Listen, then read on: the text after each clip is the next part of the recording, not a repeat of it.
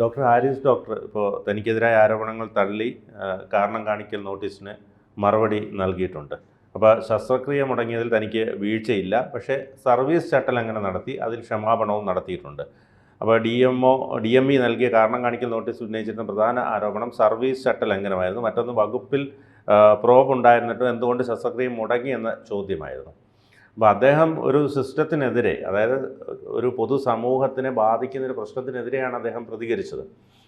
പക്ഷേ അതിനെ മറ്റൊരു തലത്തിൽ അയാളുടെ ആ ഡോക്ടറുടെ ഒരു വീഴ്ചയായി ചൂണ്ടിക്കാട്ടാനുള്ള ശ്രമമാണ് നടന്നത്. പ്രിൻസിപ്പലിനെ ഉപയോഗിച്ചുകൊണ്ട് മോഷണക്കുറ്റം വരെ ആരോപിച്ചു.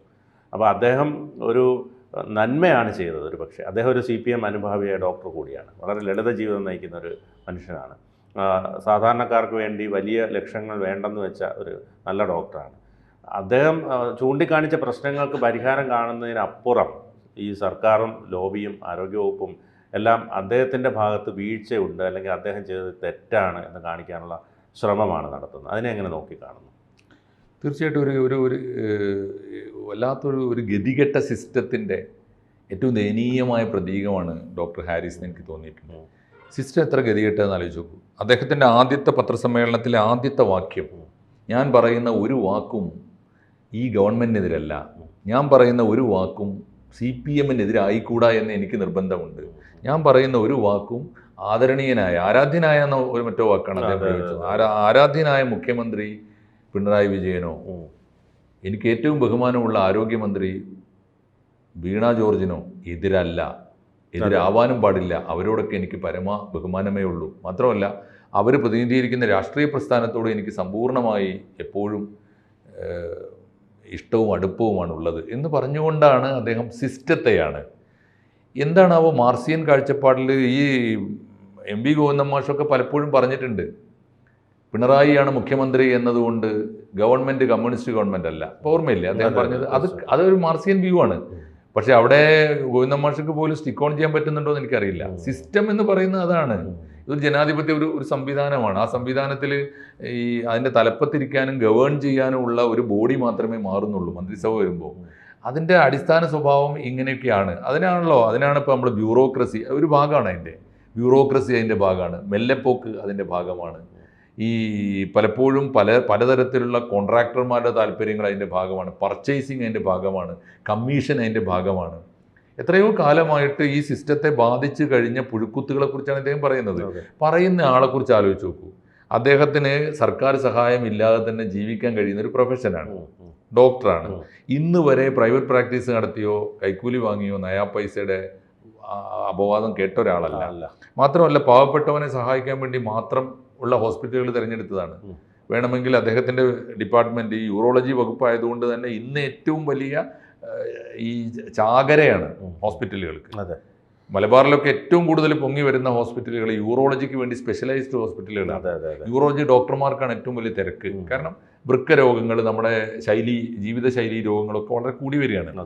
അപ്പോൾ അങ്ങനെ ഒരു ഡോക്ടർ ഹാരിസിന് ഒരു ഇഷ്യൂ ഉണ്ടായപ്പോൾ അതുപോലും അത് അദ്ദേഹം എൻഡോഴ്സ് ചെയ്തുകൊണ്ടാണ്, ഞാനിതാ CPM ആണെന്ന് പറഞ്ഞുകൊണ്ടാണ് അദ്ദേഹം പത്രസമ്മേളനം നടത്തിയത്. സാധാരണ സർക്കാർ ഉദ്യോഗസ്ഥർ അങ്ങനെ ചെയ്യാറില്ല. എന്നിട്ട് അദ്ദേഹത്തിൻ്റെ കൂടെ ഒന്ന് ഗസറ്റഡ് ഓഫീസേഴ്സിൻ്റെ യൂണിയൻ ഉണ്ടായില്ല, IMA എന്ന സംഘടന ഉണ്ടായില്ല, അദ്ദേഹത്തിൻ്റെ കൂടെ കേരളത്തിലെ സർവീസ് സംഘടനകളൊന്നും ഉണ്ടായില്ല, അദ്ദേഹത്തിൻ്റെ കൂടെ CPM എന്ന പാർട്ടി ഉണ്ടായോ? ആരും ഉണ്ടായില്ല എന്ന് മാത്രമല്ല, അദ്ദേഹത്തെ ഒറ്റപ്പെടുത്തിയെന്ന് മാത്രമല്ല, അദ്ദേഹത്തെ വളഞ്ഞിട്ട് ആക്രമിക്കുക. ഈ മനസ്സിന് കട്ടിയില്ലാത്ത ഒരാളായിരുന്നെങ്കിൽ ഒരു പക്ഷേ നവീൻ ബാബുവിൻ്റെ അവസ്ഥ പോലും തീർച്ചയായിട്ടും വരുമായിരുന്നു. ഞാൻ പലപ്പോഴും ആലോചിച്ചിട്ടുണ്ട്. അദ്ദേഹം നടന്നൊരു ഫൈറ്റിന്റെ വില ആലോചിച്ചു. കഴിഞ്ഞ ദിവസം അദ്ദേഹം ഉണ്ട് കുടുംബം കൂടി ഒരു റിലാക്സ് ചെയ്തിട്ട് അദ്ദേഹത്തിന് ഇതിനിടക്ക് ഡിപ്രഷൻ ട്രീറ്റ്മെന്റ് എടുത്തു എന്നൊക്കെ വാർത്ത ഉണ്ടായിരുന്നു. ആലോചിച്ച് നോക്കൂ, ആരാണ് ആ അവസ്ഥയിൽ എത്താത്തത്? ഇദ്ദേഹം പറയുന്നത്. എന്നിട്ട് അദ്ദേഹം ചെയ്തത് എന്താ? അദ്ദേഹം ചെയ്തത് എങ്ങനെയാണോ അദ്ദേഹത്തെ പോലെ ഒരാൾ ഇരിക്കുന്ന പൊസിഷനിൽ ഇരുന്നു കൊണ്ട് അദ്ദേഹത്തിൻ്റെ മുമ്പിൽ വരുന്ന പാവപ്പെട്ട രോഗികൾക്ക് എത്തിക്കാവുന്ന മാക്സിമം സഹായം എത്തിച്ചു കൊടുക്കുമ്പോഴും അദ്ദേഹം ഫൈറ്റ് ചെയ്യുന്നു സിസ്റ്റത്തോട്. ഒരു ശസ്ത്രക്രിയക്ക് ആവശ്യമായ ഉപകരണങ്ങൾ കിട്ടാൻ എന്തിനെല്ലാം കാശുണ്ട് നമ്മുടെ ഗവൺമെൻറ്റിന്. മാത്രമല്ല മെഡിക്കൽ ഡിപ്പാർട്ട്മെൻറ്റിൽ അവശ്യ മരുന്നുകൾക്കും അവശ്യ ഉപകരണങ്ങളും വാങ്ങാൻ എപ്പോഴും എടുത്ത് ഉപയോഗിക്കാവുന്ന ഫണ്ടുണ്ട്. നമ്മൾ കണ്ടിൻജൻസി എന്തിനും ഫണ്ടുണ്ട്. ആ ഫണ്ടൊന്നും ഉള്ളപ്പോഴും ഇതിനു വേണ്ടി സമയമെടുക്കുകയാണ്. എന്നിട്ട് അതിനകത്ത് ഇപ്പം നടന്ന കളി കണ്ടോ, ഏറ്റവും ഒടുവിലത്തെ കളി.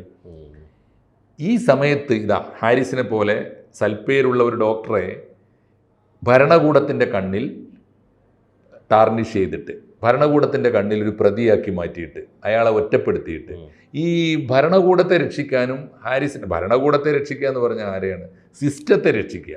ഈ അങ്ങേയറ്റം ജീർണമായിരിക്കുന്ന സിസ്റ്റത്തെ രക്ഷിക്കുക. എന്നിട്ട് ഹാരിസിനെ ഒറ്റപ്പെടുത്തുക. അയാൾക്ക് പറ്റുമെങ്കിൽ ഒരു പണിഷ്മെൻറ്റ് കൊടുക്കുക. അയാളുടെ വിശ്വാസ്യത തകർക്കുക. എന്തിനത് ചെയ്യുന്നത്?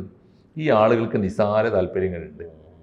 ഈ ആ പോസ്റ്റ് ഉണ്ടല്ലോ, ഡയറക്ടർ ഓഫ് മെഡിക്കൽ എഡ്യൂക്കേഷൻ അല്ലേ, DME. ആ പോസ്റ്റിലേക്ക് പോകാൻ എന്തെല്ലാം വഴിയുണ്ട്. ആത്മാർത്ഥമായി പണിയെടുത്താൽ പോയിക്കൂടെ? ആവശ്യമില്ലാതെ ഒരു ചർച്ചയിൽ ഇടപെട്ട് ഒരു മനുഷ്യനെ അവസാനിപ്പിക്കാൻ ആലോചിച്ച് നോക്കൂ. അദ്ദേഹത്തിന് ഇനിയും അദ്ദേഹം ഇപ്പോഴും പറയുന്നത് ജീവിക്കാൻ ഇപ്പോഴും അദ്ദേഹം ഡോക്ടറാണ്. യൂറോളജി ഡോക്ടർക്ക് എവിടെയെങ്കിലും ഒന്ന് ബോർഡ് വെച്ചിരുന്നാൽ മതി. അതിനേക്കാൾ അദ്ദേഹം ആഗ്രഹിക്കുന്നത് പാവപ്പെട്ടവനെ സഹായിക്കാനാണ്. ഈ മനുഷ്യൻ എനിക്ക് തോന്നുന്നു കേരളത്തിൻ്റെ മാത്രമല്ല നമ്മുടെ ജനാധിപത്യ സംവിധാനത്തിലെ ഒരു ദയനീയമായ പ്രതീകമാണ്. ഡോക്ടർ ഹാരിസ് എല്ലാം അദ്ദേഹം പറഞ്ഞു. അദ്ദേഹം ഇപ്പോൾ ചട്ടലംഘനം നടത്തിയിട്ടുണ്ട്. ആദ്യത്തെ പത്രസമ്മേളനത്തിൽ അദ്ദേഹം പറഞ്ഞിട്ടുണ്ട്, ഇത് പുതിയ കണ്ടെത്തലൊന്നുമല്ല, ചട്ടലംഘനം നടത്തി. എനിക്ക് തോന്നുന്നു ഈ വീണ ജോർജിനൊന്നും ഒരു പാവപ്പെട്ടവനോട് ഒരു കൂറും കാണാത്ത ഒരു മട്ടിലാവും. അവർക്കൊരു മാധ്യമ പ്രവർത്തനത്തിന്റെ പാരമ്പര്യം കൂടി ഉണ്ടല്ലോ. എന്നിട്ടും ഈ പാവപ്പെട്ട മനുഷ്യർക്ക് വേണ്ടിയാണ് ഈ ഡോക്ടർ ഹാരിസ് സംസാരിക്കുന്നത് മനസ്സിലാക്കാൻ കഴിയുന്നില്ല എന്നവർക്ക് മാത്രമല്ല ഈ വളരെ ഹിപ്പോക്രാറ്റിക് ആയിട്ടുള്ള നിലപാടാണ്.